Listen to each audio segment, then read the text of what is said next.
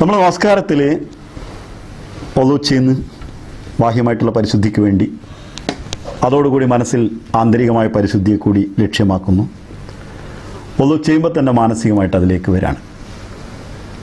പിന്നെ പരിശുദ്ധമായിട്ടുള്ള ഒരു അവസ്ഥ കൈകാലുകൾ കഴുകുന്നതുകൊണ്ട് കിട്ടുന്ന ബാക്കിയുള്ളതിൻ്റെ ഗുണങ്ങളൊന്നും ഞാൻ ഇപ്പോൾ പറയുന്നില്ല. ഒറ്റയടിക്ക് നമസ്കാരത്തിൽ കയറാൻ വേണ്ടി, പെട്ടെന്ന് കയറാൻ വേണ്ടിയിട്ടാണ് ഞാനതിന് ചുരുക്കി വരുന്നത്.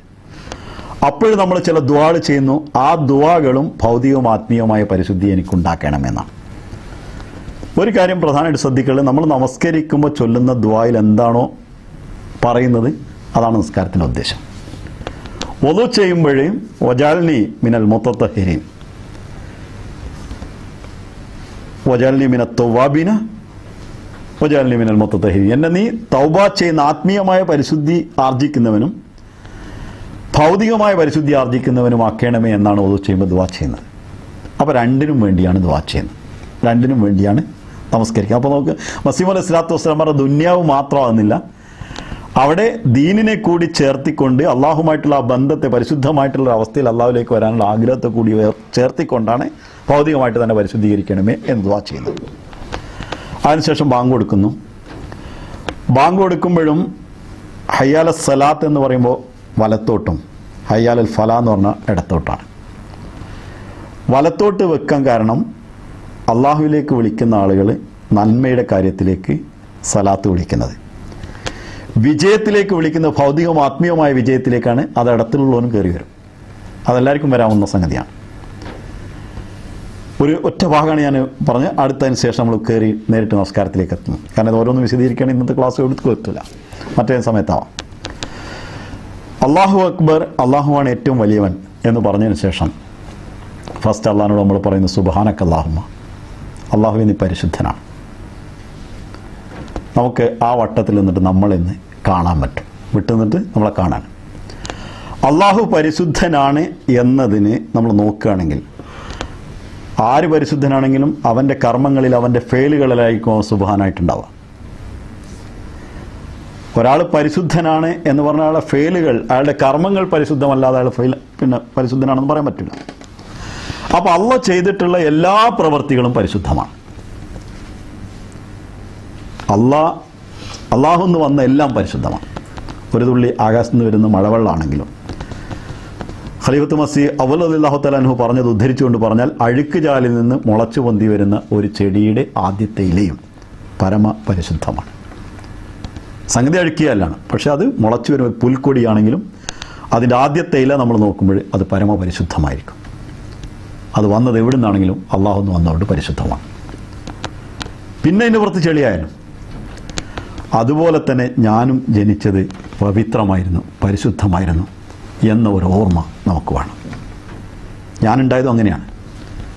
വദു ചെയ്ത് പരിശുദ്ധി ആർജിക്കാൻ ശ്രമിച്ച ഞാൻ അള്ളാഹുവിൻ്റെ തിരുമുമ്പിൽ സുബ്ഹാനായ അല്ലാഹ് എന്ന് പറയുമ്പോഴേ ഞാനും പരിശുദ്ധനായിരുന്നു എന്ന് എനിക്ക് ഓർമ്മ ഉണ്ടാകുമ്പോൾ, ആ സുബ്ഹാനായ അള്ളാഹുമായിട്ട് എനിക്ക് ബന്ധമുണ്ടാണെങ്കിൽ ഞാനും പരിശുദ്ധനാവേണ്ടതുണ്ട്. എവിടെ മലീമസമായോ അതിനെ കഴുകി വൃത്തീകരിച്ച് ശരിയാക്കേണ്ടതുണ്ട്. സുബ്ഹാൻ എന്നുള്ള വാക്കിനും അങ്ങനെയാണ് അർത്ഥം, റൂട്ടർത്ഥം.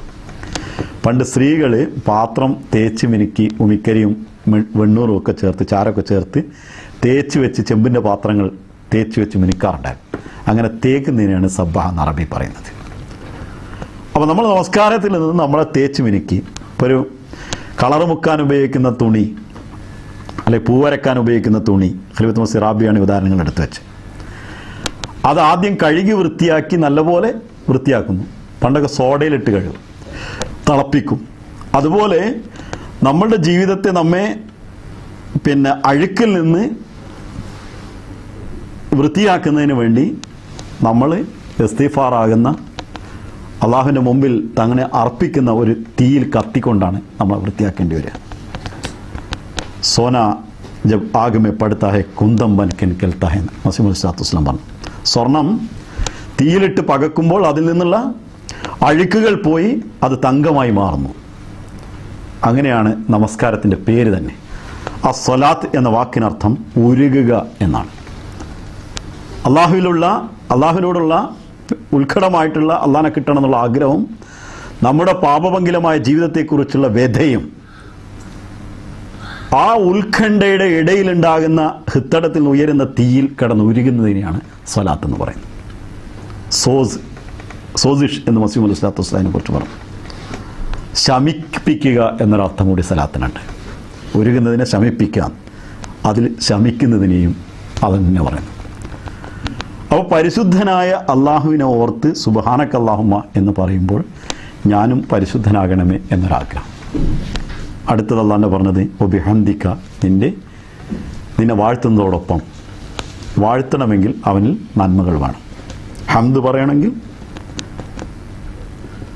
അവന് ലാസിമായിട്ടും അവനിലുണ്ടായിരിക്കേണ്ടത്, നിർബന്ധമായി അവനിലുണ്ടായിരിക്കേണ്ടത് ഹുസ്ന്, നന്മകളുണ്ടായിരിക്കണം. അവൻ പരിശുദ്ധനും നന്മയുള്ളവനും ഗുണങ്ങളുള്ളവനും ആയ, അതായത് വസ്ത്രം വൃത്തിയാക്കിയതിന് ശേഷം കളറോ പൂവോ നമുക്ക് വരക്കാൻ പറ്റുള്ളൂ. പാത്രം കഴുകിയതിന് ശേഷമേ അതിൽ നല്ലൊരു കാര്യം ഇടാൻ പറ്റുള്ളൂ. അപ്പോൾ സുബ്ഹാൻ എന്നത് വാക്ക് പറഞ്ഞുകൊണ്ട് കഴുകിയതിന് ശേഷം അതിൽ നന്മകൾ നിറക്കണം. അള്ളാഹ്ക്കുള്ള അതാണ്.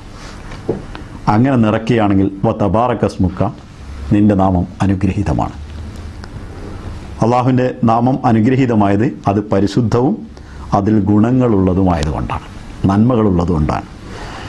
ലോകത്ത് നമ്മൾ അനുഗ്രഹീതമാകണമെങ്കിൽ, നമ്മുടെ കുടുംബത്തിന് അനുഗ്രഹീതമാകണമെങ്കിൽ, സമൂഹത്തിന് അനുഗ്രഹീതമാകണമെങ്കിൽ, നമ്മുടെ സുഹൃത്തുക്കൾക്ക് അനുഗ്രഹീതമാകണമെങ്കിൽ, എവിടെ അനുഗ്രഹീതമാകണമെങ്കിലും നമ്മൾ ആദ്യം പരിശുദ്ധമായിരിക്കണം, നമ്മളിൽ ഗുണങ്ങളുണ്ടായിരിക്കണം, നല്ല ഗുണങ്ങൾ, എങ്കിൽ മാത്രമേ അനുഗ്രഹീതമാവുകയുള്ളൂ. പരിശുദ്ധവും ഗുണനിർഭരവുമല്ലാത്ത എവിടെ നിന്നെങ്കിലും അനുഗ്രഹം തേടുന്നുവെങ്കിൽ അതിൽ ഒരർത്ഥവുമില്ല, അവിടെ അനുഗ്രഹവുമില്ല.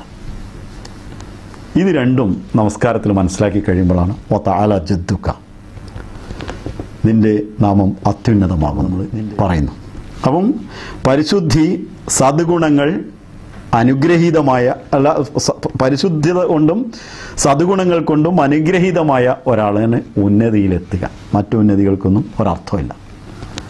വലാ ഇലാഹ ഗൈറുക, അങ്ങനെയുള്ളൊരു ഇലാഹുണ്ടെങ്കിൽ നീ അല്ലാതെ എനിക്ക് വേറെ ഇലാഹമില്ല. ഹംദിനുടയവനായ, സുബ്ഹാനായ, മുബാറക്കായ, അനുഗ്രഹീതനായ അള്ളാഹു, മജിദിൽ, അള്ളാഹുവിൻ്റെ ഔന്നിത്യത്തിൽ ഉന്നതമായിട്ടുള്ള അള്ളാഹു, അങ്ങനെയുള്ളൊരു അള്ളാഹു അല്ലാതെ വേറെ എനിക്കൊരു ഇലാഹില്ല എന്നാണ് നമ്മൾ പറയുന്നത്. അങ്ങനെ പറയുമ്പോഴേ വാസ്തവത്തിൽ നമ്മൾ തബ്ലീഗ് ചെയ്യാൻ വേണ്ടി മറ്റൊന്നും ഉപയോഗിക്കേണ്ടില്ല. എലിയുടെയോ പെരിച്ചായുടെയോ കാഞ്ഞിരക്കുറ്റിയുടെ മുമ്പിൽ നിന്ന് പ്രാർത്ഥിക്കുന്ന ഒരാളോട് ഞങ്ങൾ അള്ളാഹനെ കാണാൻ വേണ്ടി പ്രാർത്ഥിക്കുന്നത് ഇങ്ങനെയാണെന്ന് പറഞ്ഞു കൊടുത്താൽ മതി. നമസ്കാരത്തിൽ തൊലി കൊണ്ട് വിളിച്ചു പറയൽ മാത്രമേ ഉള്ളൂ, അതിന് വേറെ കാര്യമൊന്നുമില്ല എന്ന് പറയുന്നവനോട് ഇത് പറഞ്ഞു കൊടുത്താൽ മതി. നമസ്കാരത്തിൽ കൈ കെട്ടുമ്പോൾ അങ്ങനെ കെട്ടണം ഇങ്ങനെ കെട്ടണം കെട്ടിമറിയുന്നവനോട് അള്ളാഹുമായിട്ട് കെട്ടിമറിയാനുള്ള പരിപാടി ഈ അർത്ഥം ഇന്നതാണെന്ന് മനസ്സിലാക്കിയാൽ മതി. അത് മനസ്സിലാക്കിക്കൊണ്ട് ചൊല്ലുന്നതും മനസ്സിലാക്കാൻ ചൊല്ലുന്നതിനുള്ള വ്യത്യാസം എത്ര ഉണ്ടെന്ന് ആലോചിച്ചു. അങ്ങനെ ചൊല്ലുമ്പോൾ ഉടനെ തന്നെ പിന്നെ പറയുന്നത് അഊദു ബില്ലാഹി മിനശ് ശൈത്താനിർ റജീം. ഇങ്ങനെയുള്ളൊരു അള്ളാഹ് ഉണ്ടെങ്കിൽ അവിടെ നിന്ന് തന്നെ കൊണ്ടുപോകുന്നത് ഷൈത്താനാണ്. ആ ഷൈത്താൻ എന്ന് റബ്ബേ നിൻ്റെ മടിയിലേക്ക് ഞാൻ വരുന്നു, നിന്നോട് ഞാൻ അഭയം തേടുന്നു. ഖലീഫത്ത് മസീഹ് റാബി ഒരു ക്ലാസ്സിൽ, കുട്ടികളുടെ ക്ലാസ് പറഞ്ഞു, കുട്ടികൾ കൈപിടിച്ച് നടക്കുമ്പോൾ വഴിയിൽ ഏതെങ്കിലും മൃഗങ്ങളെ കാണും, അധികം നായ്ക്കളെയാണ് കാണാറുള്ളത്. അപ്പോൾ കുട്ടികൾ തിരിച്ചു വരും, അങ്ങോട്ട് പോയ കുട്ടികൾ, മുമ്പിൽ ഓടിപ്പോകുന്ന കുട്ടികൾ തിരിച്ചു വരും. എന്നിട്ട് കുട്ടിയുടെ കൈ നമ്മൾ പിടിക്കുകയും ഒരു പക്ഷേ അതിനെ എടുക്കുകയും ചെയ്തെങ്കിൽ മാത്രമേ കുട്ടി നമ്മുടെ കൂടെ വരുള്ളൂ. ഇതുപോലെ അള്ളാഹുവിൻ്റെ പരിശുദ്ധിയെക്കുറിച്ചിട്ടും അള്ളാഹുവിൻ്റെ അനുഗ്രഹങ്ങളെക്കുറിച്ചിട്ടും അനുഗ്രഹീതമായ അസ്തിത്വത്തെക്കുറിച്ചിട്ടും അള്ളാഹുവിൻ്റെ സദ്ഗുണങ്ങളെക്കുറിച്ചും അവൻ്റെ ഉന്നതമായിട്ട് നിലവാരത്തെക്കുറിച്ചും അവനല്ലാതെ ഇലാഹില്ല എന്ന് മനസ്സിലാവുമ്പോൾ അതിനെതിരിൽ നിൽക്കുന്ന, നമുക്ക് പേടിപ്പെടുത്തുന്ന ഷൈത്താൻ, നായ്ക്കൾക്ക് തുല്യമായ, ഷാക്കൾക്ക് തുല്യമായ ഷൈത്താനെ നമ്മൾ കാണുമ്പോൾ അള്ളാഹുവിനോട് അഭയം തേടും. അതിനുശേഷം പിന്നെ പറയുന്നത് അള്ളാഹ് നീ എന്നെ മടിയിലെടുത്താൽ എനിക്കിനി വേറെ ആരുമില്ല, ബിസ്മില്ല, നിൻ്റെ കൂടെയാണ് ഞാൻ, അള്ളാഹുവിൻ്റെ നാമത്തിൻ്റെ കൂടെ. ആരംഭിക്കുന്നത് നമ്മൾ തർജ്ജമ ചെയ്യാറുണ്ട്, അത് ആവശ്യത്തിനനുസരിച്ച് ചെയ്യാം, അവിടെ എല്ലാ സാധനം. അള്ളാഹു നിൻ്റെ കൂടെയാണ് ഞാൻ, നീ ആരാണ്? റഹ്മാനാണ്, റഹീമാണ്, നിരുപാധികം കരുണ ചെയ്യുന്നവനും സ്വാഭാവികം കരുണ ചെയ്യുന്നവനാണ്. അതായത് ഞാൻ ജനിക്കുന്നതിന് മുമ്പ്, കോടിക്കണക്കിന് വർഷങ്ങൾക്ക് മുമ്പ് ആരംഭിച്ചു വെച്ചൊരു പ്രപഞ്ചം, അതിൽ ഞാനും ഒന്ന്. പക്ഷേ എനിക്ക് വേണ്ട എല്ലാം അതിൽ ഒരുക്കിയിട്ടുണ്ട്. വാസ്തവത്തിൽ എനിക്കൊരു വിലയില്ല, പക്ഷേ എൻ്റെ ജീവിതവുമായിട്ട് നോക്കുമ്പോൾ എനിക്കാണ് അതിൽ ഏറ്റവും വില എന്ന് എനിക്ക് തോന്നും. അങ്ങനെയുള്ള ഒരു ലോകത്ത് റഹ്മാനായ റബ്ബെ എല്ലാം ഒരുക്കി തന്ന ആലോചിച്ചൊക്കെ എന്തെങ്കിലും ഒരു സാധനം ഒരു ലേശം അങ്ങോട്ടും ഇങ്ങോട്ടും മാറിയിട്ടുണ്ട് പ്രശ്നമാണ്. പക്ഷേ എല്ലാം അള്ളാഹു ഒരുക്കിയിട്ടുണ്ട്. നമുക്ക് ശ്വസിക്കാനുള്ള വായുവാകട്ടെ, കുടിക്കാനുള്ള വെള്ളമാകട്ടെ, ഭക്ഷിക്കാനുള്ള ഭക്ഷണമാകട്ടെ, ഇതൊന്നും ഉപയോഗിക്കാൻ പറ്റാത്തൊരു കാലഘട്ടത്തിൽ മാതാവിൻ്റെ സ്ഥാനങ്ങളിൽ പാലും നമുക്ക് ഒരു വിധത്തിലും ആരും സംരക്ഷിക്കാൻ നമ്മുടെ കൈകാലുകളില്ലാത്ത സമയത്ത് മാതാവിൻ്റെ സ്നേഹമസൃണമായ പെരുമാറ്റവും എല്ലാം നമുക്ക് ഒരുക്കി തന്നത് അള്ളയാണ്. അതാണ് റഹ്മാൻ. ഇവിടെ എവിടെയും നമ്മുടെ ചോദ്യം ഉണ്ടായിട്ടില്ല, നമ്മൾ അള്ളാഹിനോടൊന്നും ചോദിച്ചിട്ടില്ല, വെറുതെ കിട്ടിയതാണ്. അങ്ങനെ കിട്ടുന്ന അള്ളാഹുവിനെ മനസ്സിലാക്കിയാൽ അവനോട് എന്ത് ചോദിച്ചാലും കൊടുക്കുന്നൊരു സ്വഭാവം അള്ളാഹ്ക്കുണ്ട്. റഹീം എന്ന് പറഞ്ഞാൽ നമ്മൾ എന്താണോ പ്രവർത്തിക്കുന്നത് അതിലുള്ള കുറവുകളെ നോക്കാതെ പ്രതിഫലം നൽകുന്നവനാണ്. ഒരർത്ഥം ഖുർആൻ പറയുന്ന അർത്ഥം. ഞാൻ സമയമില്ലാത്തതുകൊണ്ടാണ് ആയത്തുള്ളെടുത്ത് ഉദ്ധരിക്കാത്തത്. നമ്മൾ ചെയ്യുന്ന ഏത് പ്രവൃത്തിയിലും കുറവുകൾ ഇഷ്ടം പോലെ ഉണ്ട്, പക്ഷേ അള്ളാഹ് നോക്കാറില്ല. ആ കുറവുകളെ അവഗണിച്ചുകൊണ്ട് അതിന് പ്രതിഫലം നൽകുന്നവൻ. മറ്റൊന്ന്, വീണ്ടും വീണ്ടും കാരുണ്യം ചെയ്യുന്നവനെയും റഹീം എന്നാണ് ഖുർആൻ വിശേഷിപ്പിക്കുന്നത്. ആ വാക്കിന് അർത്ഥമുണ്ട്. അപ്പോൾ നമ്മൾ ഒരിക്കൽ തെറ്റ് ചെയ്താലും വീണ്ടും അള്ളാഹു കരുണ ചെയ്യുന്നു. ഒരിക്കൽ നമ്മൾ ഒരു അനുഗ്രഹത്തെ ഉപയോഗപ്പെടുത്തിയിട്ടില്ലെങ്കിൽ വീണ്ടും നമുക്കത് നൽകുന്നു. ഒരു മഴയ്ക്ക് വെള്ളം ശേഖരിക്കാത്ത കർഷകന് അടുത്ത മഴ വീണ്ടും നൽകുന്നു. ഒരു വിളയിൽ വിളവെടുക്കാത്ത കർഷകന് അടുത്ത കാലാവസ്ഥ വീണ്ടും അവന് നൽകുന്നു. ഒരു പരീക്ഷയിൽ പഠിക്കാൻ കഴിയാത്ത കുട്ടിക്ക് വീണ്ടും പഠിക്കാനുള്ള അവസരം കൊടുക്കുന്നു. എല്ലാ തലത്തിലും വീണ്ടും വീണ്ടും അവൻ അതേ നമുക്ക് തന്ന കരുണയെ വീണ്ടും ആവർത്തിച്ച് തന്നുകൊണ്ടിരിക്കുന്നു. ഹദരത്ത് ഗുലാം റസൂൽ രാജഗീർ റളിയല്ലാഹു തആല അൻഹു പറഞ്ഞു, നമ്മുടെ ശരീരത്തിലെ ഓരോ അവയവങ്ങളും ആവർത്തനങ്ങളാണ്. അതാണ് റഹീമിയത്താണ്. ഒരാൾ ചോദിച്ചു, ഖുർആനിൽ ഈ ആയത്തൊക്കെ ഇങ്ങനെ വീണ്ടും വീണ്ടും ഫബിഅയ്യി അലാ റബ്ബിക്കുമാ തുകദിബ എന്നുള്ളത് പല പ്രാവശ്യം വന്നിരിക്കണം, അതൊരു ആവർത്തനമല്ലേ എന്ന് ചോദിച്ചു. അപ്പോൾ അതിന് മറുപടി കൊടുത്ത്, നിൻ്റെ വായിൽ പല്ല് ആവർത്തനമല്ലേ, ഒന്ന് വെച്ചാൽ പോലെ എന്ന് ചോദിച്ചു. ബാക്കിയൊക്കെയാണ് കളഞ്ഞിട്ട് ആവർത്തനത്തിൻ്റെ ആവശ്യമില്ല. അന്ന് അദ്ദേഹം പറഞ്ഞൊരു കാര്യം, ശരീരത്തിലെ അവയവങ്ങളിലുള്ള ആവർത്തനം അതിൻ്റെ ഭംഗി മാത്രമല്ല, അതിൻ്റെ പ്രവർത്തനത്തിന് ആവശ്യമാണ്. ഏതെങ്കിലും ഒരു അവയവത്തിൽ ആവർത്തനമില്ലെങ്കിൽ അതിൻ്റെ പ്രവർത്തനത്തിലാണ് ആവർത്തനം. ഇത് അള്ളാഹുവിൻ്റെ റഹീമിയത്തിൻ്റെ സിഫത്താണ്. ഒന്ന് ആലോചിച്ച് നോക്കി, ഇത് നമ്മൾ എത്ര അനുഭവിക്കേണ്ട ഒരു ദിവസം. അങ്ങനെ അടുത്തൊരർത്ഥം, നമ്മൾ എന്ത് ചെയ്യുന്നോ അതിന് തക്കതായ പ്രതിഫലം നൽകും. പരീക്ഷയ്ക്ക് പഠിക്കുന്ന കുട്ടികൾ ചിലപ്പോൾ പഠിക്കുന്നുണ്ട് ഓർമ്മല്ല എന്നൊക്കെ പറയലുണ്ട് എന്നോട്. എനിക്കവരോട് പറയാനുള്ള മറുപടി സാധാരണ ഞാൻ പറയല്, അള്ളാഹ് റഹീമാണെങ്കിൽ പഠിച്ചിട്ടുണ്ടെങ്കിൽ അത് കിട്ടും. പഠിക്കാത്ത ഓർമ്മ ഉണ്ടാകുമെന്ന് കിട്ടില്ല, നേരെ പഠിക്കാത്ത ഓർമ്മ ഉണ്ടാകണമെന്ന് പറഞ്ഞിട്ട് കാര്യം ഉണ്ടാവില്ല. റഹീമായ അള്ളാഹു ഒരിക്കലും അവൻ ചെയ്ത പ്രവർത്തനത്തെ ലാ യുളിയു അജ്റൽ ആമിലീൻ, റഹീം എന്നുള്ള സിഫത്തിന് അള്ളാഹ് വിശദീകരിച്ചിങ്ങനെയാണ്, പ്രവർത്തിക്കുന്നവൻ്റെ പ്രവർത്തനത്തിൽ ഒരിക്കലും വൃഥാവിലാക്കുകയില്ല. ചില ആളുകൾ ഇപ്പോൾ ജോബുള്ള സ്ഥലത്ത് അങ്ങനത്തെ പ്രശ്നം ഇങ്ങനത്തെ പ്രശ്നം, അതുകൊണ്ട് എനിക്ക് പ്രശ്നമാണ്. പ്രശ്നം അവനവന് സ്വന്തം ഉണ്ടാക്കുന്ന പ്രശ്നമുള്ളൂ. അവനവൻ്റെ പ്രശ്നത്തെ അവനവൻ പരിഹരിച്ചാൽ അവനൊരു പ്രശ്നം ഉണ്ടാവില്ല.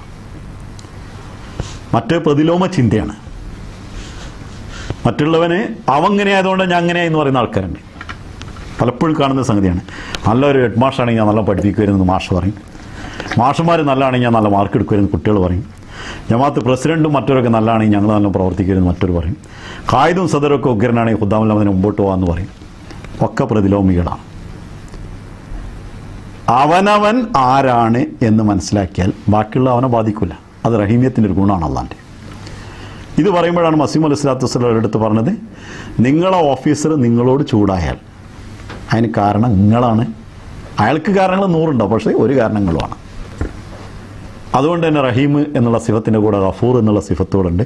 അള്ളാഹിനോട് ഇസ്തിഗ്ഫാർ ചെയ്യാനാണ് മസീഹ് അലൈഹി സ്വലാത്തു വസ്സലാം നമ്മൾ പറഞ്ഞു.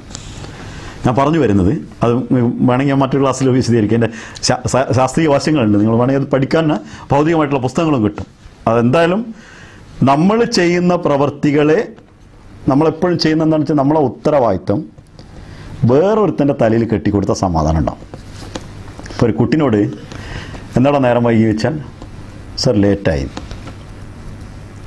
അപ്പോൾ അതെന്നെ ചോദിച്ചത്, അത് ലേറ്റായി എന്നുള്ളൊരു സാധനമാണ് അതിൻ്റെ തലയിൽ നമ്മളെ ഉത്തരവാദിത്തം കെട്ടിക്കൊടുക്കുകയാണ് ചെയ്യുന്ന വിട്ടിത്വമാണ്. എന്താണോ എഴുതിയില്ല എന്ന് വെച്ചാൽ, സർ എഴുതിയില്ല. എടോ അതെന്നല്ലേ ഞാനും ചോദിച്ചതെന്ന് വെച്ചാൽ, അവൻ്റെ മേലിൽ അവൻ ഉത്തരവാദിത്തം എടുക്കാൻ പാടില്ല. അത് വേറെ എന്തെങ്കിലും ഒന്നിന് സാങ്കല്പികമായിട്ട് സാധനത്തിൻ്റെ മേലിൽ കെട്ടിക്കൊടുക്കണം. ഇത് മനുഷ്യൻ്റെ പ്രകൃതമാണ്. നമ്മളെപ്പോഴും നമ്മളെ മുമ്പിൽ വരുന്ന കാര്യങ്ങൾ നമ്മൾ അങ്ങനെയാണ് നിയന്ത്രിക്കാറുള്ളത്. അതിന് റഹീമിയത്തിന് എതിരായിട്ടുള്ള പ്രവൃത്തിയാണത്. റഹീമിയത്ത് എന്ന് പറയുന്നത് നമ്മൾ എന്ത് ചെയ്യുന്നോ അത് ഫുള്ളായിട്ട് നമുക്ക് തരിക എന്നുള്ളതാണ്. അത് അള്ളാഹ് തരും, തരാതെ ഒരിക്കലും വിടില്ല. വേറൊരാളെ തലയിൽ കെട്ടി കൊടുത്തിട്ട് യാതൊരു അർത്ഥം അതുകൊണ്ടില്ല. അടുത്ത കാര്യം റഹീമിയത്തിന് മറ്റൊന്ന്, നമ്മൾ ചെയ്യുന്ന കാര്യങ്ങൾ ഖലീഫ സാലിസാണ് ഈ അർത്ഥങ്ങൾ പറഞ്ഞിട്ടുള്ളത്. ഞാനത് അടിയിൽ പറയാൻ മറന്നുപോയി. സാലിസ് ഒരു ഖുത്ബയിലാണ് ഈ കാര്യം വിവരിക്കുന്നത്. നമ്മൾ ചെയ്യാത്ത കാര്യങ്ങൾ, ചെയ്തിട്ട് പകുതിയാക്കി വിട്ട കാര്യങ്ങൾ, അതിനും അള്ളാഹ് പ്രതിഫലം നൽകും. അത് റഹീമിയത്തിൻ്റെ ഭാഗമാണ്. ഖുർആൻ ഉദ്ധരിച്ചുകൊണ്ടാണ് ഹുസൂർ പറയുന്നത്. നാമുക്കമ്മൽ അഥവാ തെക്മീൽ ചെയ്യാത്ത, പൂർണ്ണമായിട്ട് ചെയ്യാത്ത കാര്യങ്ങളെ കൂടി അള്ളാഹു നമുക്ക് അതിനും പ്രതിഫലം നൽകും. അപ്പോൾ റഹീമിയത്തിൻ്റെ അർത്ഥം തക്രാറ്, റഹീം തക്രാറ്, അത് വീണ്ടും വീണ്ടും ചെയ്യുന്ന, റിപ്പീറ്റ് ചെയ്യുന്ന അള്ളാഹ്. അടുത്തത് നമ്മളിലുള്ള നുക്സ്, എന്തെങ്കിലും കുറവുകളുണ്ടെങ്കിൽ അതിനെ പരിഗണിക്കാത്ത അള്ളാഹ്. നാമുക്കമ്മൽ ആയിട്ടുള്ള അപൂർണമായിട്ടുള്ളതിനെ അള്ളാഹു പരിഗണിച്ചുകൊണ്ട് അതിനും പ്രതിഫലം നൽകുന്ന അള്ളാഹ്. നമ്മൾ ഒരു അണു അളവ് ചെയ്താൽ, സാഹിത്യ ഭാഷയിൽ കറുത്ത കൂരിരുട്ടിൽ, കറുത്ത വാവിലെ കൂരിരുട്ടിൽ കറുത്ത പാറയുടെ മുകളിലുള്ള കട്ടുറുമ്പിനെയും കാണുന്ന അള്ളാന്ന് പറയും. പക്ഷേ അവിടെയുള്ള ഒരു കടുകുമണി, അതിന് വേണ്ടി ആവർത്തിക്കുന്നില്ല, അവിടെയുള്ള ഒരു കടുകുമണി അളവ് ഒരുത്തൻ ആ കട്ടുറുമ്പ് നന്മ ചെയ്താൽ അതിനും പ്രതിഫലം നൽകുന്നവനാണ് റഹീം. ഒരിക്കലും നമ്മുടെ ഒരു പ്രതിഫലവും നമ്മൾ ചെയ്യുന്ന ഒരടിയും. അപ്പോൾ നമ്മുടെ ഓഫീസർ നമ്മളോട് എന്ത് ചെയ്താൽ നമുക്ക് എന്ത് പ്രശ്നമുണ്ട്? നമ്മളെ നേതാവ് എന്ത് ചെയ്താൽ നമുക്ക് എന്ത് പ്രശ്നമുണ്ട്? നമ്മൾ ചെയ്യേണ്ടത് ചെയ്ത് അതിൻ്റെ പ്രതിഫലം അള്ളാഹ് കിട്ടും. ഇതാണ് മസീഹ് അലൈഹി സ്വലാത്തു വസ്സലാം റഹീമിയത്തിന് മനസ്സിലാക്കി തന്നത്. ആ ഒരു അവസ്ഥയിൽ റഹീമായ അള്ളാഹ്, അപ്പോഴാണ് നമ്മൾ അറിയാതെ പറയുന്നത് അൽഹംദു ലില്ലാഹി റബ്ബിൽ ആലമീൻ. മുഴുവൻ ആലമിനെയും മുഴുവൻ പ്രപഞ്ചത്തെയും ഇவ்விധത്തിൽ നയിച്ചുകൊണ്ടിരിക്കുന്ന ഒരു നാഥനെ സർവസ്തുതിയും. ഹംദ് രണ്ട് വിധത്തിലുണ്ട്. മസീഹ് അലൈഹി സ്വലാത്തു വസ്സലാം പറയുന്നു, അൽഹംദ് മജ്ഹൂലായിട്ടുണ്ട്, മഅറൂഫായിട്ടുണ്ട്. അത് മസ്ദറാണ് ഹംദ് എന്നുള്ളത്. മജ്ഹൂൽ എന്ന് പറഞ്ഞാൽ ചെയ്യപ്പെട്ട ഹംദുകൾ, മഅറൂഫ് എന്ന് പറഞ്ഞാൽ ചെയ്യുന്ന ഹംദുകൾ. ഒന്നുകൂടെ പറഞ്ഞാൽ ഹംദ് ചെയ്യുന്ന ആളെ പേര് പറഞ്ഞതും ഹംദ് ചെയ്യുന്ന ആളെ പേര് പറയാതെയും പറഞ്ഞത്. അപ്പോൾ നമ്മളൊരു ഹംദ് എന്ന് പറഞ്ഞാൽ നമ്മളിപ്പോൾ ഒരാളെ സ്തുതിക്കുന്നു, ആ സ്തുതിക്ക് ഒറിജിനൽ സ്തുതിയെ നമുക്ക് ചെയ്യാൻ പറ്റില്ല. കാരണം നമുക്കെന്തറിയാം, ഒരാളെക്കുറിച്ച് എന്തറിയാം നമുക്ക് സ്തുതിക്കാൻ? എത്ര തന്നെ അറിയുന്ന ഒരാളെക്കുറിച്ച് നമുക്ക് അയാൾ സ്തുതിക്കപ്പെട്ട ആളാണെന്ന് പറയാൻ നിവൃത്തിയില്ല. കാരണം നമുക്കതിനെക്കുറിച്ച് വിവരമില്ല, അള്ളാഹ്ക്ക് വിവരമുള്ളൂ. പിന്നെ അയാളിലുള്ള ഹംദ് എന്താണെങ്കിലും അത് അള്ളാഹ് കൊടുത്തതാണ്, നമ്മൾ കൊടുത്തതല്ല, അയാളെ സ്വന്തമല്ല. നല്ലൊരു പാട്ടുകാരനാണെങ്കിൽ പാടാനുള്ള തൊണ്ട കൊടുത്തത് അള്ളയാണ്. അയാൾ ഞാൻ നല്ല പാട്ടുകാരനാണെന്ന് പറയാൻ പറ്റില്ല. അപ്പോൾ ഒറിജിനൽ സ്തുതി, സച്ചി താരിഫ് എന്ന് മസീഹ് അലൈഹി സ്വലാത്തു വസ്സലാം പറഞ്ഞു. അൽഹംദുൽ അൽ ഹഖു ഹഖുല്ലാഹി തആല, യഥാർത്ഥത്തിലുള്ള ഹക്കായിട്ടുള്ള ഹംദ് അള്ളാഹുവിൻ്റെ ഹക്കാണ്, അള്ളാഹിൻ്റെ അവകാശമാണ്, വേറെ ആരുമല്ല. അപ്പോൾ നമുക്ക് പ്രത്യേകിച്ച് സ്തുതികളൊന്നുമില്ല. അൽഹംദുലില്ലാ എന്ന് പറയുമ്പോൾ റഹ്മാനും റഹീമുമായ അള്ളാഹുവിനെ കുറിച്ച് ഓർത്തു വരുന്ന ഒരാൾക്ക്, സുബ്ഹാനും ഹംദിനുടമയും മുബാറക് അനുഗ്രഹീതനുമായ അള്ളാഹുവിനെ, അവൻ്റെ മജിദ് ഉയർന്ന അത്യുന്നത ഔന്നിത്യങ്ങളുള്ള അള്ളാഹ്, അവനല്ലാതെ ഇലാഹില്ലാത്ത അള്ളാഹ്, ഷൈത്താനിൽ നിന്ന് സംരക്ഷണം നേടിയ ഒരാൾ, അവസാനം വന്ന റഹ്മാനും റഹീമുമായ അള്ളാഹുവിനെ ഓർക്കുമ്പോൾ എല്ലാ സ്തുതിയും അള്ളാഹുവിന് മാത്രമേ ഉള്ളൂ, എനിക്കൊന്നുമില്ല എന്ന് ആൾക്ക് മനസ്സിലാവും. റഹ്മാനിൻ്റെയും റഹീമിയത്തിൻ്റെയും ഭാഗമാണ് എനിക്ക് കിട്ടിയ സർവസ്വം. മറ്റൊന്ന്, നമ്മൾ ഒരാൾ സ്തുതിക്കുകയാണെങ്കിലാണ് ഈ പറയാനുള്ളത്. നമ്മളൊരാളെ സ്തുതിക്കുകയാണെങ്കിലും അതും അള്ളാഹ്ക്കുള്ളതാണ്, വേറെ ആർക്കുള്ളതല്ല. അള്ളാഹ് കൊടുത്തതേ നമ്മൾ സ്തുതിക്കുന്നുള്ളൂ. ഇത് ആലമിൽ മുഴുവൻ റബ്ബുൽ ആലം, റബ്ബ് എന്ന് പറഞ്ഞാൽ എല്ലാറ്റിനെയും പടിപടിയായി അവനാവശ്യമായതൊക്കെ കൊടുത്ത് ഉയർത്തിക്കൊണ്ടുവരുന്ന ആൾ.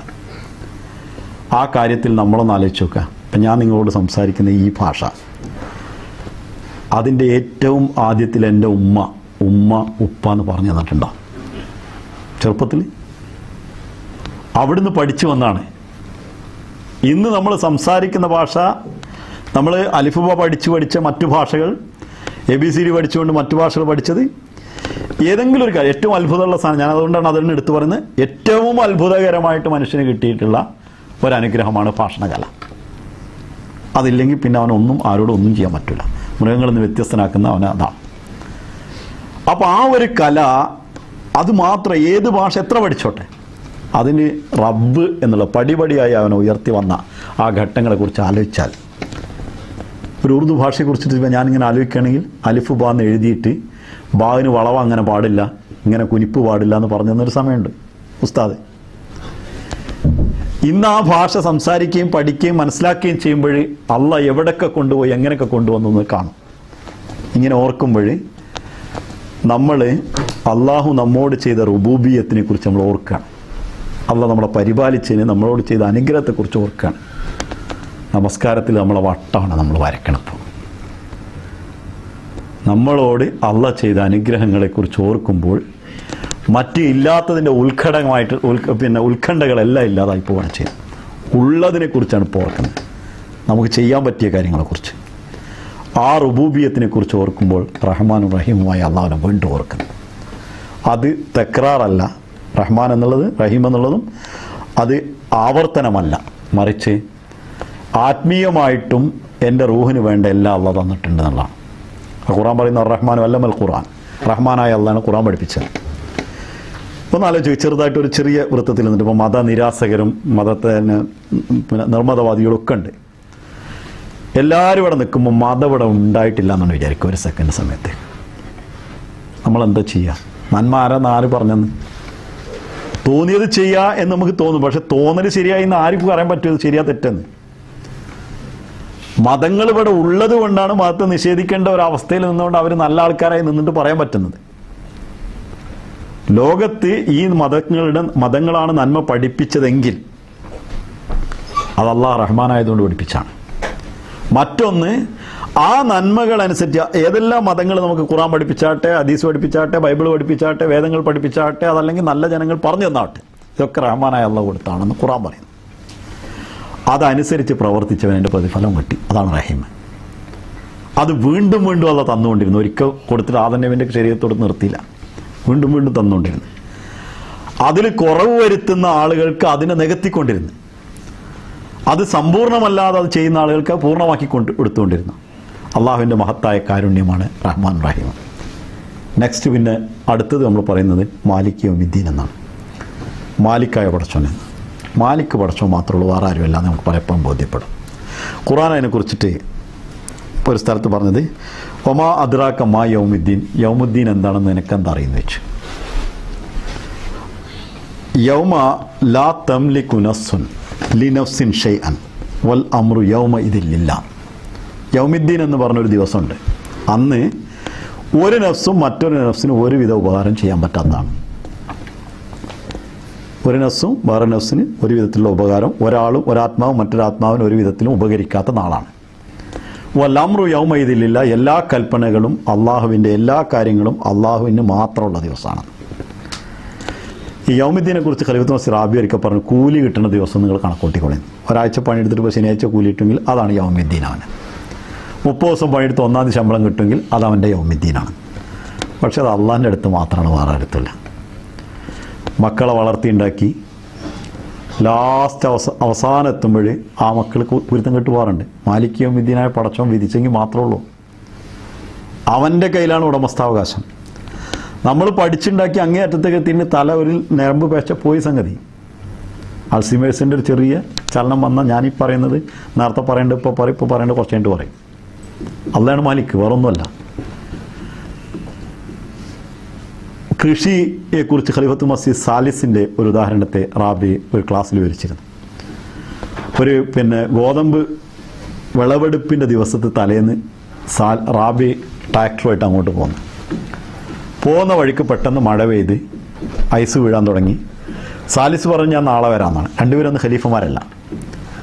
അവിടെ ചെല്ലുമ്പോൾ ഐസ് വീണ് ഒരാഴ്ച ഫുൾ ഐസ്. അതിനുശേഷം ഗോതമ്പിൻ്റെ മുകളിൽ മുഴുവൻ ഐസാണ്. ഒരാഴ്ച കഴിഞ്ഞിട്ട് നോക്കുമ്പോൾ അതിൽ ഒരു മണി പോലും വീട്ടിൽ കൊണ്ടുപോകാൻ പറ്റിയതില്ല. അപ്പോൾ ഖലീഫത്തുൽ മസീഹ് സാലിസ് എന്നോട് വിവരം പറഞ്ഞു, മാലിക് യൗമുദ്ദീൻ ഇതാണ്. നമ്മൾ എന്തെന്നെ ചെയ്താലും അവസാന വിളവെടുപ്പ് അള്ളാഹ് തരും, വേറെ ആരും ചെയ്യില്ല. അതിനെക്കുറിച്ച് ഖുർആൻ മറ്റൊരിടത്ത് പറഞ്ഞത് ഒമാ ഖദറുല്ലാഹ ഹഖ ഖദ്രി, അള്ളാഹിൻ്റെ ഖദർ, അള്ളാഹിൻ്റെ യഥാർത്ഥത്തിലുള്ള അള്ളാഹ് ആരാണെന്ന് അവർ കണക്കൂട്ടിയില്ല. ഒന്ന് ആലോചിച്ച് നോക്കി, മാലിക് യൗമിദ്ദീൻ പറയുമ്പോൾ നമ്മളൊന്ന് കണക്കൂട്ടി നോക്കി. അള്ളാഹ് എന്നോട് ചെയ്ത റഹ്മാനിയത്തിനെ കുറിച്ച്, അള്ളാഹു എന്നോട് ചെയ്ത റഹീമിയത്തിനെ കുറിച്ച്, അള്ളാഹു എന്നെ നടത്തിയ റുബൂബിയത്തിനെ കുറിച്ച്, അള്ളാഹു എന്നെ പരിശുദ്ധനായി സൃഷ്ടിച്ച അള്ളാഹു സുബ്ഹാനായ അള്ളാഹിനെ കുറിച്ച്, ആയിരക്കണക്കിന് ഗുണഗണങ്ങൾ തന്ന ഹംദിൻ്റെ ഉടമയായ അള്ളാഹുവിനെ കുറിച്ച്, അവൻ്റെ അനുഗ്രഹങ്ങൾ കോരിച്ചൊരിഞ്ഞ തബാറകസ്മുക അനുഗ്രഹീത നാമത്തെക്കുറിച്ച്, അവൻ്റെ അത്യുന്നത സ്ഥാനത്തെക്കുറിച്ച്, അവനല്ലാതെ എനിക്കൊരിക്കലും ഇലാഹ് ഉണ്ടായിട്ടില്ല, ഒന്നും തന്നിട്ടില്ല, ഇതിനെക്കുറിച്ച് എല്ലാം ഓർക്കുമ്പോഴേ അവൻ മാലിക്കാണ് എന്നുള്ളതിനെ ഒമാ ഖദറുല്ലാഹ ഹഖ ഖദ്രി എന്ന ആയത്തോതുമ്പോഴേ അള്ളാഹുവിനെ അവൻ്റെ ഖദറനുസരിച്ച് അവനെക്കുറിച്ച് കണക്കാക്കേണ്ട വിധം അവർ കണക്കാക്കിയില്ല എന്ന വൃത്തത്തിൽ നമ്മൾ ഉൾപ്പെടുന്നുണ്ടോ എന്ന് ആലോചിക്കുക. ഒമാ ഖദറുല്ലാഹ ഹഖ ഖദ്രി. പക്ഷെ അള്ളാഹിൻ്റെ ആ ഖദർ അള്ളാഹിനെ എടുത്ത് പറഞ്ഞ എങ്ങനെയാണ്? ഒമാ അദ്റാക മാ യൗമിദ്ദീൻ എന്ന് ഖുർആൻ ചോദിച്ചില്ലേ, നിനക്ക് എങ്ങനെ പറഞ്ഞു തരും യൗമിദ്ദീൻ ആരാണെന്ന്? നിനക്ക് എങ്ങനെ മനസ്സിലാവും? അള്ളാഹ് അത് മനസ്സിലാക്കി തരുന്നത് ഇങ്ങനെയാണ്, വൽ-അർളു ജമീഅൻ ഖബ്ളതുഹു വസ്സമാവാതു മത്വിയാത്തുൻ ബിയമീനി. ആകാശഭൂമികൾ മുഴുവൻ, ഭൂമി മുഴുവനും അവൻ്റെ കയ്യിൽ നമ്മൾ കടലാസ് ഇങ്ങനെ ചുരുട്ടി പിടിച്ചാൽ അതിനെയാണ് മത്വിയാത്ത് എന്ന് പറയുന്നത്. ഇങ്ങനെ പിടിച്ചിട്ടുണ്ടെങ്കിൽ ഇങ്ങനെ അള്ളാഹു ഭൂമിയെ മുഴുവൻ പിടിക്കുന്ന ഒരു ദിവസമുണ്ട്. മത്വിയാത്തുൻ ബിയമീനി. ഭൂമി ആകാശം മുഴുവൻ അങ്ങനെ ചുരുട്ടിപ്പിടിക്കുകയും ഭൂമി അവൻ്റെ മുഴുവൻ കൈപ്പിടിയിൽ ഒതുങ്ങുകയും ചെയ്യുന്ന ദിവസം ഖബ്ളത്തു അവൻ്റെ കൈപ്പിടിയിലായിരിക്കും. അന്ന് പറയാണ് നുഫിഖ ഫിസ്സൂർ, അന്ന് സുവറിൽ ഊതപ്പെടും. അതായത് ഒരു എടുത്ത് കണ്ട് പി വിളിക്കുമ്പോൾ വിളിക്കുന്നല്ല, അല്ലെങ്കിൽ മറ്റേ ചില വർഗ്ഗങ്ങളിൽ ശവം കൊണ്ടുപോകുമ്പോൾ വെക്കുന്ന സംഗൂതനുണ്ട്, അതല്ല. വാസ്തവത്തിൽ ആ ഊത്ത് കേൾക്കുമ്പോൾ ഉണ്ടാകുമ്പോൾ ശങ്കൂതുമ്പോൾ ഉണ്ടാകുന്നൊരു ബേജാറുണ്ട്. ഞാൻ പലപ്പോഴും കേട്ട് ഞാൻ പേടിച്ചാണ് രാത്രിയൊക്കെ. അതുപോലത്തെ വേറെ ഒന്നും കേൾക്കൂല, എല്ലാം നശിച്ചൊടുങ്ങുകയാണ് എന്ന് നമുക്ക് തോന്നും. അതാണ് മാലിക്. നമ്മളെ കൊണ്ട് ഒന്നും ചെയ്യാൻ പറ്റാത്ത ഒരു സുനാമിയൊക്കെ വരുമ്പോൾ അങ്ങനെ ചില ആൾക്കാർക്ക് തോന്നലുണ്ട്. ഭയങ്കര ഇടിപൊട്ടുമ്പോൾ അങ്ങനെ തോന്നാറുണ്ട്. നമ്മൾ ചെയ്ത എല്ലാ കാര്യങ്ങളും കണക്ക് തെറ്റി വീഴുമ്പോൾ നമുക്ക് തോന്നാറുണ്ട്. അവിടെ നുഫിഖ ഫിസ്സൂരി ഫസഅഖ മിൻ ഫിസ്സമാവാത്, ഇതിൻ്റെ പൂർണ്ണ രൂപമാണ് ഖിയാമത്തിനുണ്ടാകുന്നത്. അതാണ് അവിടെ വിവരിച്ചിട്ടുള്ളത്. പക്ഷെ അത് ഈ ജീവിതത്തിൽ പലപ്പോഴും തോന്നാറുണ്ട്. സഅഖ മൻ ഫിസ്സമാവാതി വമൻ ഫിൽ അർളി, ഭൂമിയിലുള്ള സർവസ്വവും ബോധരഹിതമായി ഒഴുകും. ഇല്ലാ മൻ ഷാ അല്ലാഹ്, അള്ളാഹ് ഉദ്ദേശിച്ച ഒരാൾ ഒഴികെ. വമൻ എന്നതിന് ദാലിക മുഹമ്മദുൻ സല്ലല്ലാഹു അലൈഹി വസല്ലം എന്നാണ് മസീഹ് അലൈഹി സ്വലാത്തു വസ്സലാം കൊടുത്ത വ്യാഖ്യാനം. മൻ ഷാ ഷാ അല്ലാഹു മുഹമ്മദൻ അല്ലാ സഅഖ, മുഹമ്മദ് മുസ്തഫ സല്ലല്ലാഹു അലൈഹി വസല്ലമയെ അള്ളാഹ് ഉദ്ദേശിച്ചു ബോധരഹിതമാവുകയില്ല. അതിനെന്താണ് കാരണം എന്ന് വെച്ചാൽ, മുഹമ്മദ് മുസ്തഫ സല്ലല്ലാഹു അലൈഹി വസല്ലമയുടെ സിഫത്ത് എന്തായിരുന്നു? ഖുൽ ഇന്ന സലാത്തി വനുസുക്കി വമഹ്യായ വമമാതി ലില്ലാഹി റബ്ബിൽ ആലമീൻ. നീ പറയുക, എൻ്റെ നമസ്കാരം, എൻ്റെ ത്യാഗങ്ങൾ, എൻ്റെ ജീവിതം, എൻ്റെ മരണം എല്ലാം അള്ളാഹുവിന് ഞാൻ അങ്ങോട്ട് കൊടുത്തു. അള്ളാഹ് മാലിക്കായതുകൊണ്ട് അള്ളാഹ് അങ്ങോട്ട് കൊടുത്തു. അങ്ങനെ ഒരാൾ കൊടുത്താൽ അവന് ബോധരഹിതനാകേണ്ട ആവശ്യം ഉണ്ടാവില്ല ഭൂമിയിൽ. അള്ളാൻ്റെ എന്ത് വരുമ്പോഴും നബി തിരുമേനി സല്ലല്ലാഹു അലൈഹി വസല്ലം മസീഹ് അലൈഹി സ്വലാത്തു വസ്സലാം പറഞ്ഞു, മാലിക് യൗമിദ്ദീൻ അള്ളാൻ്റെ സിഫത്തിൽ മുത്തസിഫാക്കി. അള്ളാഹു മാലിക് യൗമിദ്ദീനാണ്. നബി തിരുമേനി സല്ലല്ലാഹു അലൈഹി വസല്ലം ആ സിഫത്ത്, ആ ഗുണം അള്ളാഹു നബി തിരുമേനിക്ക് കൊടുത്തു. മുഹമ്മദ് മുസ്തഫ സല്ലല്ലാഹു അലൈഹി വസല്ലം കൊടുത്തു. അങ്ങനെ മുഹമ്മദ് മുസ്തഫ സല്ലല്ലാഹു അലൈഹി വസല്ലം മാലിക്കായിരുന്നു. അതുകൊണ്ട് ആ ഒരു ജീവിതമാണ് അള്ളാഹ് നമുക്ക് തരുന്നത്. അപ്പം നമ്മുടെ ഉത്കണ്ഠ എന്താണ്? ഇന്ന ഇന്ന കാര്യങ്ങൾ എൻ്റെ ഉടമസ്ഥാവകാശത്തിലില്ല, ഇന്ന ഇന്ന കാര്യങ്ങൾ എൻ്റെ ഇൻഫ്ലുവൻസിൽ പുറത്താണ്, ഇന്ന ഇന്ന കാര്യങ്ങൾ എൻ്റെ കൈപ്പിടിക്ക് പുറത്താണ്. ഇതാണല്ലോ ഉത്കണ്ഠ. അള്ളാഹ് പറയുന്നത് മാലിക്കാണ്, എല്ലാറ്റിനും മാലിക് അള്ളയാണ്, അള്ളയാണ് കൊടുക്കുന്നത്. അപ്പോൾ അള്ളാഹു മാലിക്കാണ് എന്ന് പറയുമ്പോഴേ നമുക്ക് കിട്ടേണ്ട, നമ്മൾ ജീവിക്കുന്നൊരു വൃത്തമുണ്ട്, ആ വൃത്തത്തിൻ്റെ അപ്പുറത്ത് നമുക്ക് ആവശ്യമുള്ളതും ആവശ്യമില്ലാത്തതുമാണ്. ഇപ്പോൾ തിരിച്ചു വന്ന് ഞാൻ നമസ്കാരത്തിൽ സുബ്ഹാനല്ലാത്തത് നമ്മൾ ഒഴിവാക്കണം. പരിശുദ്ധമല്ലാത്ത ഉദ്ദേശങ്ങളും പരിശുദ്ധമല്ലാത്ത എല്ലാ കാര്യങ്ങളും ആ വൃത്തത്തിൽ നമ്മൾ വെച്ചിട്ട് കാര്യമില്ല, വെറുതെ ഉത്കണ്ഠയാണ്. സദ്ഗുണങ്ങളല്ലാത്ത നമ്മൾ ഒഴിവാക്കി. അത് നമ്മളെ വെറുതെ നമ്മളെ എനർജി നശിപ്പിക്കുന്നതാണ്. അനുഗ്രഹീതമല്ലാത്ത എല്ലാം നമ്മൾ ഒഴിവാക്കി. അത് കഴിഞ്ഞ് അള്ളാഹുവിൻ്റെ അത്യുന്നത സ്ഥാനങ്ങൾക്ക് നിരക്കാത്തതെല്ലാം നമ്മൾ ഒഴിവാക്കണം. അപ്പോഴാണ് വലാ ഇലാഹ ഗൈറുക, ഇലാഹ അല്ലാഹ് മാത്രമുള്ളൂ എന്നാവുന്നത്. പിന്നെ ഷെയ്ത്താനെന്ന് നമ്മൾ മാറിക്കണം. ഷെയ്ത്താന വൃത്തത്തിൽ നടന്ന് കളിയില്ല. ഒരാൾ പിന്നെ ദുആ ചെയ്യാൻ പല കാര്യത്തിനും ദുആ ചെയ്യാനുണ്ടാവും. അപ്പോൾ എനിക്ക് ഇന്ന തിന്മ ചെയ്യണമെന്ന് ദുആ ചെയ്യേണ്ട ആവശ്യമില്ലല്ലോ. കളകടത്തുകാരനും കൊണ്ടുപോയിട്ട് നിറച്ചിടലുണ്ട് പള്ളിക്ക് മറ്റേ പെട്ടിയിൽ. അതുപോലെ ഒരു കാര്യമാണെങ്കിൽ അതുകൊണ്ട് നിവൃത്തിയില്ല. സുബ്ഹാനല്ലാത്ത ഒരു കാര്യത്തിനും രക്ഷയില്ല. അപ്പോൾ അങ്ങനെയുള്ള അല്ലാഹ്, റഹ്മാനും റഹീമായ അല്ലാഹ്, നമ്മളെ മാലിക്കായ അല്ലാഹ്, റുബൂബിയത്ത് ചെയ്യുന്ന അല്ലാഹ്, നമ്മളെ പടിപടിയായി മുമ്പോട്ട് വെക്കുന്ന അല്ലാഹ്, അവൻ വീണ്ടും റഹ്മാനും റഹീമുമായിട്ട് നമ്മൾ ആത്മീയമായിട്ടുള്ള ബോധനങ്ങൾ വീണ്ടും വീണ്ടും നൽകുകയും അതിൻ്റെ പ്രതിഫലങ്ങൾ നൽകുകയും ചെയ്യുന്ന അല്ലാഹ്, അവനാണ് മാലിക്, അവനാണ് നമുക്ക് തരുന്നത്. ഇതറിഞ്ഞ് നമ്മൾ അറിയാതെ പറയും, ഇയ്യാക നഅ്ബുദു റബ്ബേ, നിന്നെ മാത്രം ഞങ്ങൾ ആരാധിക്കുന്നു, വേറെ ആരും ഞങ്ങൾക്ക് വേണ്ട. അബ്ദ് എന്ന് പറഞ്ഞാൽ നക്ഷ് സ്വീകരിക്കുക എന്നാണ് വാക്കിനർത്ഥം. ഒന്നിൻ്റെ അടയാളം. മുഅബ്ബദ് എന്ന് പറയുന്നത് നടക്കുന്ന വഴിയിൽ കാലടികൾ പതിഞ്ഞ സ്ഥലത്തെ, അതിനെ മുഅബ്ബദ് എന്നാണ് പറയുന്നത്. അപ്പം വഴി ഉണ്ടാവും, സാധാരണ നടക്കുന്ന വഴി, അതിൽ നടന്നിട്ട് കാല് പതിയും, അടയാളം ഉണ്ടാവും, അതിന് മുഅബ്ബദ് എന്ന് പറയും അറബിയിൽ. അപ്പോൾ അള്ളാഹുവിൻ്റെ നമ്മൾ നടക്കുമ്പോൾ അള്ളാഹ് ഈ പറഞ്ഞ 4 ഗുണങ്ങൾ നമ്മൾ നടന്നാൽ, നമ്മൾ സംസാരിച്ചാൽ, നമ്മളുടെ എല്ലാ പ്രവർത്തനങ്ങളിലും അടയാളം കാണണം. ഈ 4 അടയാളം കാണും. അള്ളാഹ് മാലിക്കാണെന്നുള്ളതിന് അടയാളം കാണും, അള്ളാഹ് റഹ്മാനാണെന്നുള്ളതിന് അടയാളം കാണും, റഹീമാണെന്നുള്ള അടയാളം കാണും, അള്ളാഹു റബ്ബാണെന്നുള്ളതിന് അടയാളം കാണും. അപ്പോഴാണ് നമ്മൾ പരിശുദ്ധരാകുന്നത്. അപ്പോഴാണ് നമ്മൾ സദ്ഗുണങ്ങളിൽ നിർഭരമാകുന്നത്. അപ്പോഴാണ് നമ്മൾ നമുക്കും മറ്റുള്ളവർക്കും അനുഗ്രഹീതമാകുന്നത്. എവിടെയാണെങ്കിലും മറ്റവർക്ക് അനുഗ്രഹമല്ല, നമുക്കാണ് ആദ്യമായിട്ട് അനുഗ്രഹം. ഗുണം ചെയ്യുന്നത് നമ്മൾക്ക് സ്വന്തമാണ്, വേറെ ആർക്കുമല്ല. അതിന് ശേഷമാണ് ബാക്കിയുള്ളവർക്ക് കിട്ടുള്ളൂ. അത് കിട്ടിക്കഴിയുമ്പോൾ അങ്ങനത്തെ ഒരു അല്ലാഹ്, ഇയ്യാക നഅ്ബുദു റബ്ബേ, നിൻ്റെ ആ ഗുണങ്ങൾ ഞാൻ സ്വീകരിക്കാൻ ആഗ്രഹിക്കുന്നു. അതാണ് ഇയ്യാക നഅ്ബുദിൻ്റെ അർത്ഥം. പക്ഷേ എൻ്റെ ഇപ്പോഴത്തെ അവസ്ഥ, എൻ്റെ ഉത്കണ്ഠ എന്താണ്? എന്നാൽ അത് സാധിക്കില്ലെന്ന് എനിക്കറിയില്ല. വയ്യാക നസ്തഈൻ, നിന്നോട് മാത്രം ഞങ്ങൾ സഹായത്തിനും തേടുന്നു, വേറെ ആരുമില്ല. അപ്പം അള്ളാഹുവിന് സഹായത്തിന് തേടാത്ത ജീവിതം മുസ്ലിം അത് വിവരിക്കുന്നുണ്ട്. ഹദരത്ത് മസീഹ് മൗഊദ് സ്വല്ലല്ലാഹു അലൈഹി വസല്ലം നമസ്കാരത്തിന് എങ്ങനെയാണ് ജീവിപ്പിച്ചതെന്ന് ആലോചിക്കണം. ജീവാണ് ജീവിച്ചത്. അള്ളാഹിന് 2 സിഫത്തുണ്ട്, ഹൈ, ഖയ്യൂം. ഹൈ എന്ന് പറഞ്ഞാൽ എല്ലാറ്റിനും ജീവൻ നൽകുന്നവൻ. അല്ലദീ യുഹ്യി കുല്ല ഷൈഇൻ ഫഹുവ ഹയ്യുൻ വയുത്തിൽ ഹയാത്ത് ലികുല്ലി ഷൈഇൻ. എല്ലാറ്റിനും ഹയാത്ത് കൊടുക്കുന്നവൻ അള്ളയാണ്. എൻ്റെ വിരലിലുള്ള ഓരോ കണങ്ങൾക്കും, എൻ്റെ രക്തത്തിലുള്ള ഓരോ കണങ്ങൾക്കും ഹയാത്ത് കൊടുത്തത് അള്ളയാണ്. ഓഹോ ഖയ്യൂം, അവൻ അതിനെ നിലനിർത്തുന്നവനാണ്. എനിക്ക് നാക്കിന് സംസാരിക്കാനുള്ള ശേഷി എന്ന ഹയാത്ത് കൊടുത്ത അള്ളയാണെങ്കിൽ അതിനെ സംസാരിച്ചു കൊണ്ടിരിക്കുന്ന ഒരവസ്ഥയിൽ എത്തിച്ചത് അതിനെ നിലനിർത്തുന്നവനും അള്ളയാണ്. ഞാൻ നല്ലൊരു പാട്ടുകാരനാണെങ്കിൽ ആ പാട്ടിനെ നിലനിർത്തുന്നവൻ അള്ളയാണ്. ഞാൻ നല്ലൊരു കൈത്തൊഴിലുള്ളവനാണെങ്കിൽ ആ തൊഴിലിനെ നിലനിർത്തുന്നവൻ അള്ളയാണ്. ഞാൻ നല്ലൊരു മാത്തമാറ്റിക്സ്, നല്ലൊരു കണക്ക് അറിയാവുന്ന ഒരുത്തനാണെങ്കിൽ, ഒരു ഗണിത ശാസ്ത്രജ്ഞനാണെങ്കിൽ, പഠിച്ചവനാണെങ്കിൽ ആ കണക്കിനെ കൂട്ടാൻ വേണ്ടി ബുദ്ധിയിൽ അത് നിലനിർത്തുന്നവൻ അള്ളയാണ്. ഞാൻ നല്ലൊരു ഫിസിഷ്യനാണെങ്കിൽ ആ പഠിച്ചതിന് മുഴുവൻ വേണ്ട സ്ഥലങ്ങളിൽ ഉപയോഗിക്കാൻ നിലനിർത്തുവൻ അള്ളയാണ്. അതാണ് ഹയ്യും ഖയ്യൂം. ഹദരത്ത് മസീഹ് അലൈഹി സ്വലാത്തു വസ്സലാം പറയുന്നു, അൽ ഹയ്യു അൽ ഖയ്യൂം എന്ന സിഫത്തിന് മുമ്പിൽ വെച്ചിട്ടാണ് ഇയ്യാക നഅ്ബുദു വഇയ്യാക നസ്തഈൻ എന്ന് ദുആ ചെയ്യേണ്ടത്. റബ്ബേ, നീ തന്നതാണ് അബ്ദാകാൻ വേണ്ടിയിട്ട്, പക്ഷേ നിന്നോടാണ് സഹായം തേടുന്നത്, നിലനിർത്താൻ വേണ്ടി നിന്നോടാണ് സ്നേഹിക്കുന്നത്, നിന്നോടാണ് ചോദിക്കുന്നത്.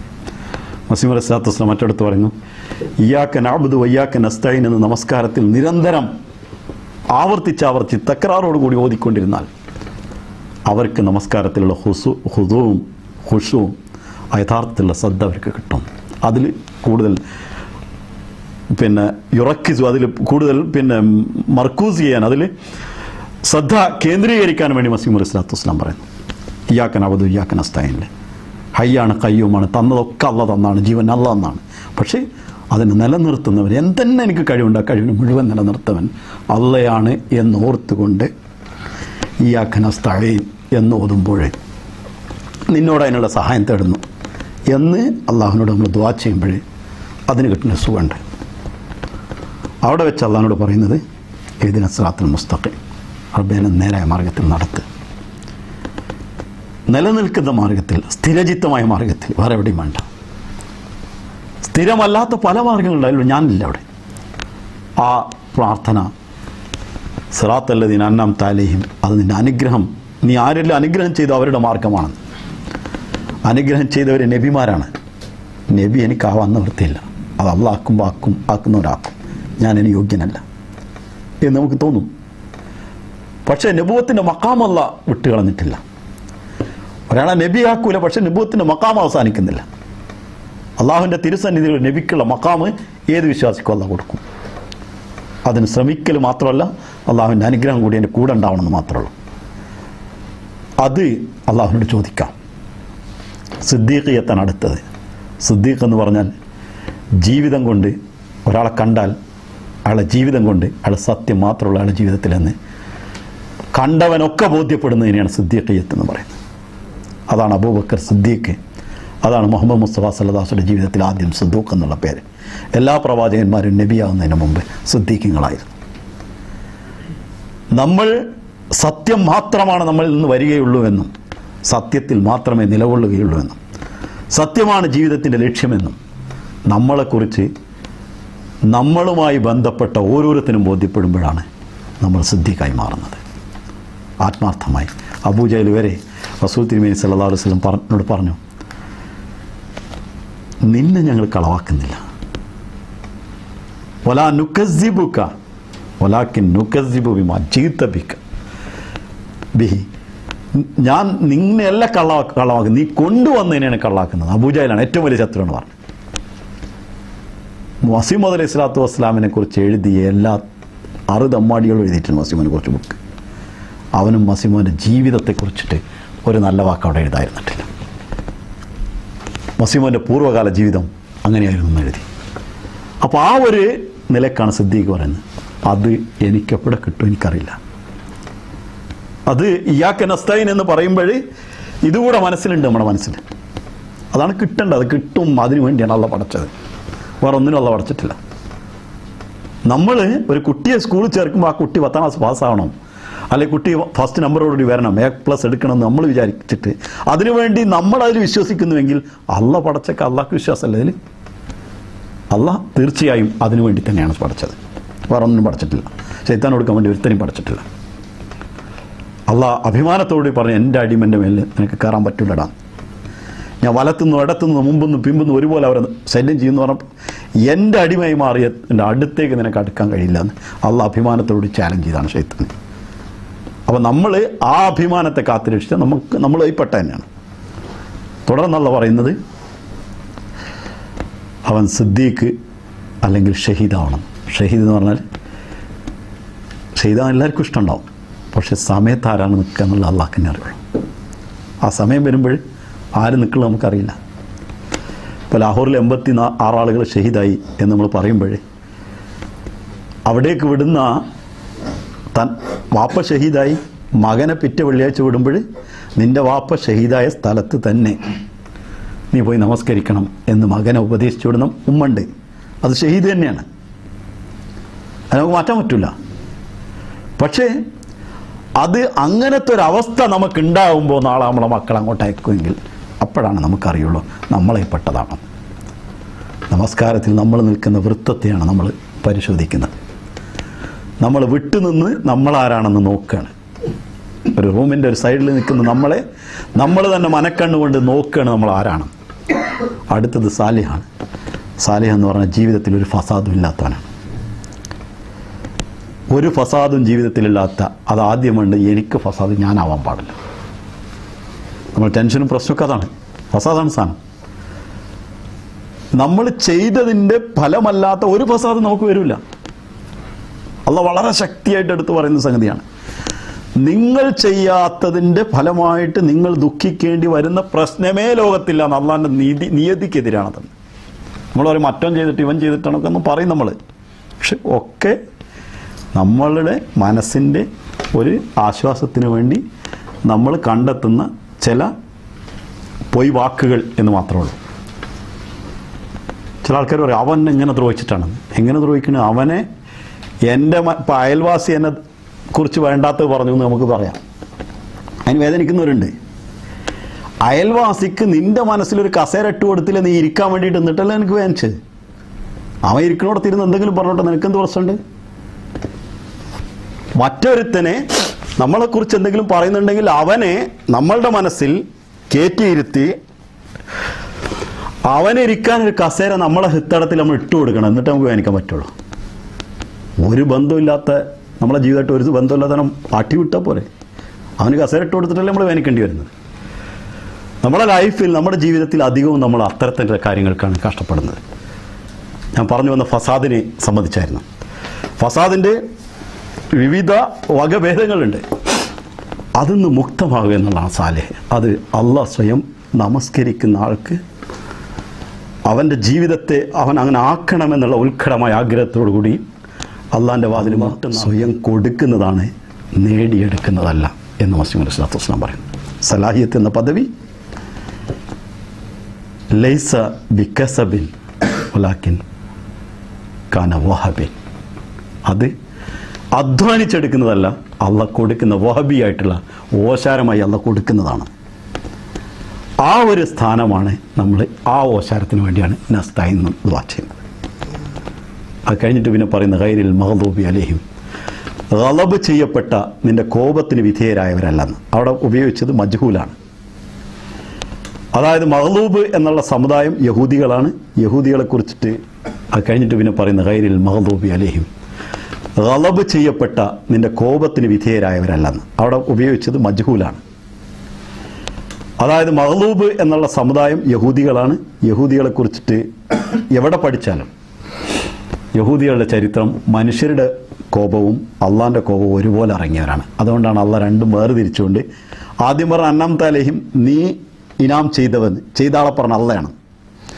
വലല്ലാലീൻ, വഴിപിഴച്ചവർ, പിഴച്ച ആൾക്കാരെ പേര് പറഞ്ഞാൽ അവരെന്നെ പിഴച്ചതെന്ന്. മഗ്ലൂബിൻ്റെ പറഞ്ഞപ്പോൾ കോപിക്കപ്പെട്ടവരെന്ന് കർത്താവിനെ കുറിച്ച് പറഞ്ഞില്ല. അവിടെ കർത്തൃവാജിയായിക്കൊണ്ട് അതിനെ ചെയ്ത ആളെക്കുറിച്ച്, ഫായിലിനെ കുറിച്ച് പറഞ്ഞില്ല, മഫൂലായിട്ടാണ് പറഞ്ഞത്.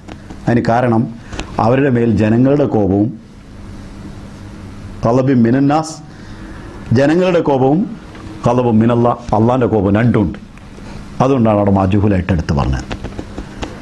ഇത് യഹൂദികളെക്കുറിച്ച് ഖുർആൻ പറഞ്ഞ കാര്യങ്ങൾ ഏതെങ്കിലും ഒന്ന് നമ്മൾ ചെയ്താൽ നമുക്ക് ജനങ്ങളെ കോപമുണ്ടാവും, മറ്റുള്ള കോപമുണ്ടാവും. അത് നമ്മൾ മനസ്സിലാക്കണം. അപ്പോൾ ആ ഒരു ഇത് വിട്ട് കഴിഞ്ഞാൽ ലാലീന് വഴിപിഴച്ചവരും അല്ല. അത് ക്രിസ്ത്യാനികളെ കുറിച്ചാണ് പറഞ്ഞത്. ക്രൈസ്തവത എന്ന് പറഞ്ഞാൽ യേശു ദൈവമാണെന്നും ആ ദൈവമാണ് എല്ലാറ്റിനും രക്ഷ എന്ന് പറയുന്ന ഒരു പ്രത്യേക മതം. ഞാൻ ക്രൈസ്തവതയുടെ ഒറിജിനൽ ഇതിനല്ല പറയുന്നത്. ആ ക്രൈസ്തവത അത് ലാലീങ്ങളാണ്. അത് രണ്ടും ആവരുത് റബ്ബേ എന്നാണ് നമ്മൾ ദുആ ചെയ്യുന്നത്. ഞാനൊന്ന് പെട്ടെന്ന് ഓടിച്ചിട്ട് ഒരു 5-10 മിനിറ്റിനുള്ളിൽ ബാക്കിയുള്ള ഒതുക്കാൻ പോവാണ്.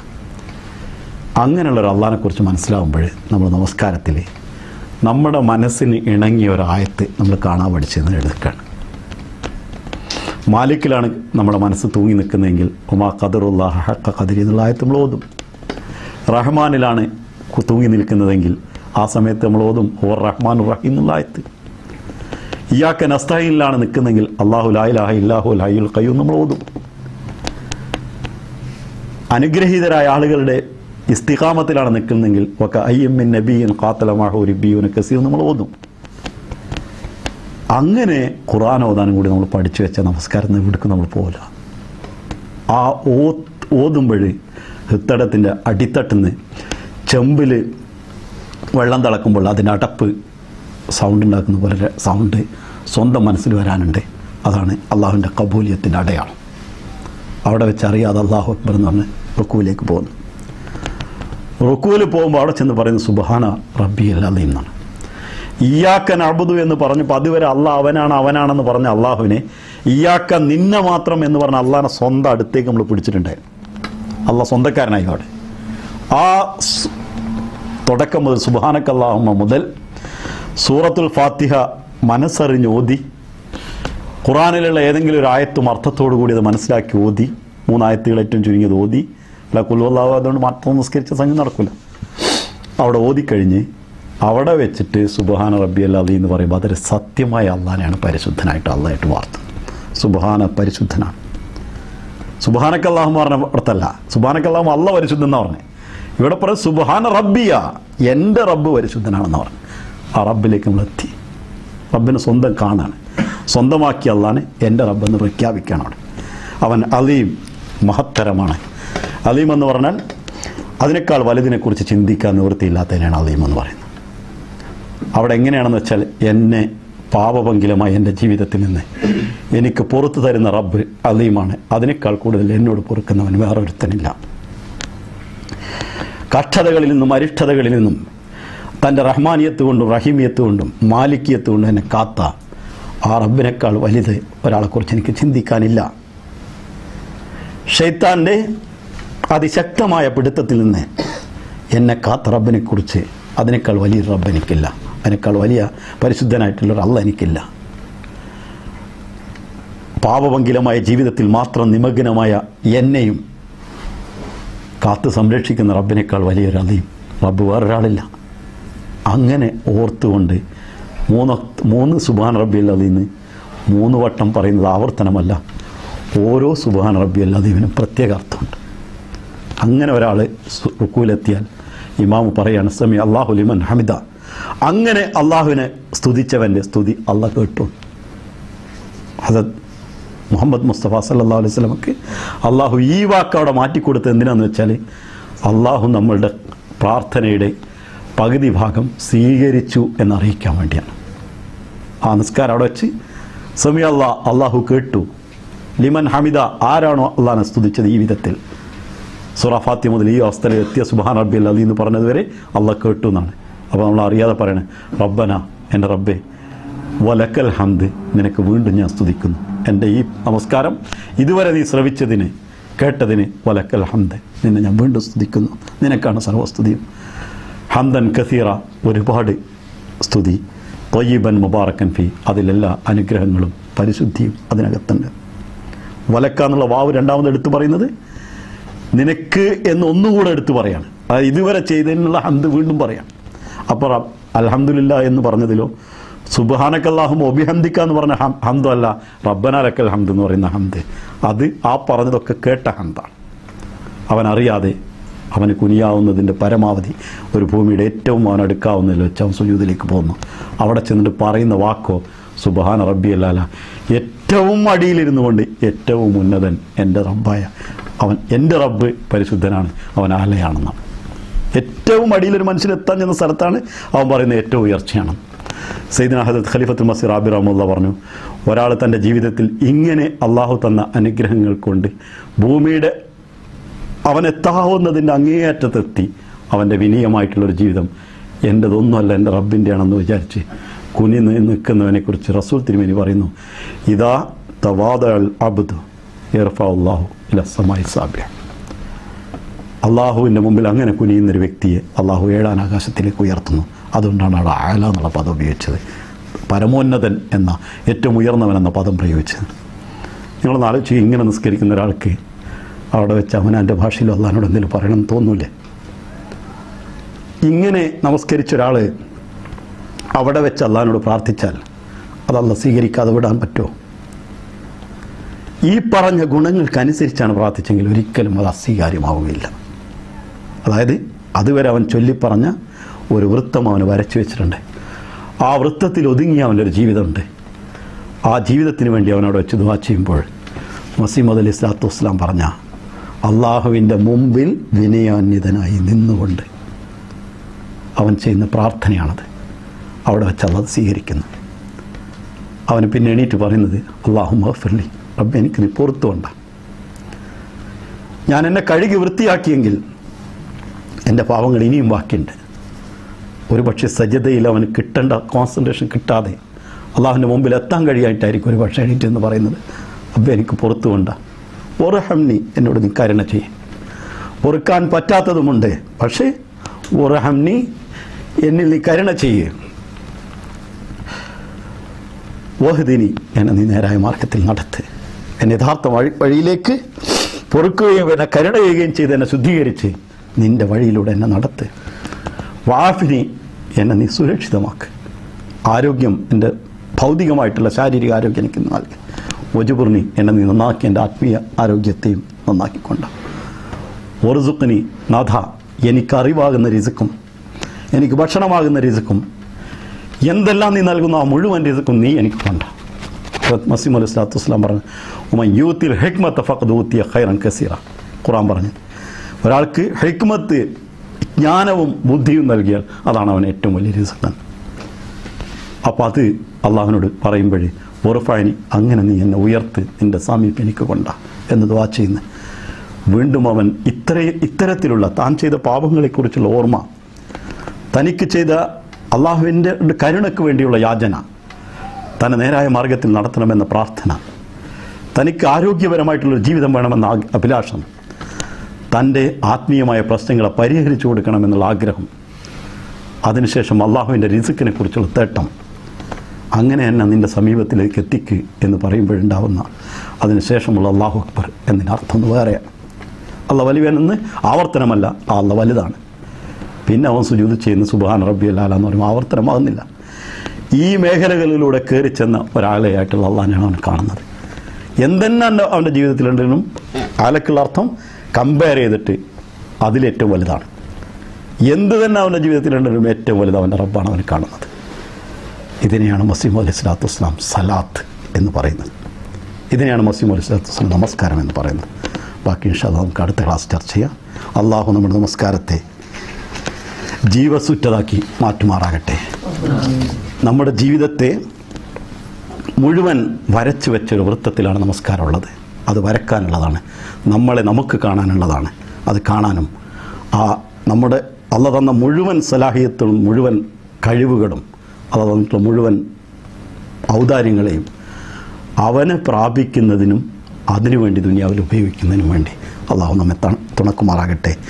അതിനുള്ളൊരു വഴിയായി നമസ്കാരത്തെ മനസ്സിലാക്കാനുള്ള ഭാഗ്യം അള്ളാഹു നമുക്ക് നൽകുമാറാകട്ടെ. ആമീൻ.